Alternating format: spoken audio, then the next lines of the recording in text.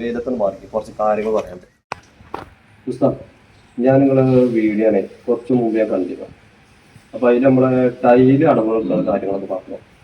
അപ്പൊ ഇതിപ്പോ white wash 2 ദിവസം കഴിഞ്ഞ പണിക്കാർ വരാം. പിന്നെ നോമ്പിന്റെ കാര്യം ആയതുകൊണ്ട് 2 ദിവസം പണി ഉണ്ടായിരുന്നു. അത് കഴിഞ്ഞപ്പോൾ വൈറ്റ് വാഷിന്റെ ടീമായിരുന്നു. അത് കഴിഞ്ഞപ്പോൾ ടൈലിന്റെ പണിക്കാർ അളവൊക്കെ തന്നിരുന്നു. അപ്പൊ എനിക്ക് ടൈല് മാത്രമല്ല, 4 ബാത്റൂം ഉണ്ട്, അതിക്കുള്ള ക്ലോസറ്റാൾ വേണം, അതിക്കുള്ള ടാപ്പ് ഐറ്റംസ് വേണം. എനിക്ക് കുറഞ്ഞ രീതിയിൽ കിട്ടും വേണം. അതും പാടെ എനിക്ക് അടവിലാക്കിയിട്ട് എല്ലാ രീതിയിലൊന്ന് കിട്ടാൻ മാർഗമുണ്ടോ? അതിന് പറ്റിയൊരു കഥ പറഞ്ഞു.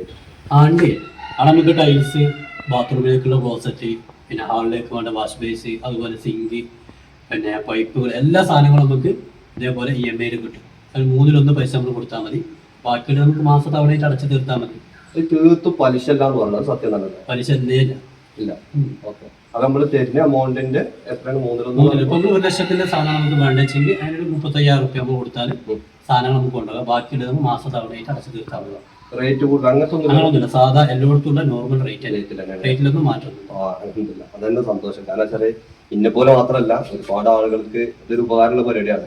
കാരണം ഞാനിപ്പോ ഇങ്ങനെ നിങ്ങളൊരു വീഡിയോ കണ്ടപ്പോഴേ ഇതെങ്ങനെയാണ് നിങ്ങൾക്ക് സത്യത്തിൽ അറിയില്ല, അതുകൊണ്ട് ചോദിച്ചാട്ടോ. ഞങ്ങൾ മൊത്തത്തിൽ കേരളം മൊത്തം നമ്മൾ കൊടുക്കുന്നത് തീർച്ചയായിട്ടും ഞാൻ അങ്ങനെ അറിയുന്ന ആൾക്കാരൊക്കെ ഉണ്ടെങ്കിൽ അവരോട് പറഞ്ഞു. തീർച്ചയായിട്ടും ഇങ്ങനത്തെ ഒരുപാട് ആളുകൾക്ക് ഉപകാരപ്പെടുന്ന ആളല്ലോ. എല്ലാവരും പറഞ്ഞിട്ട്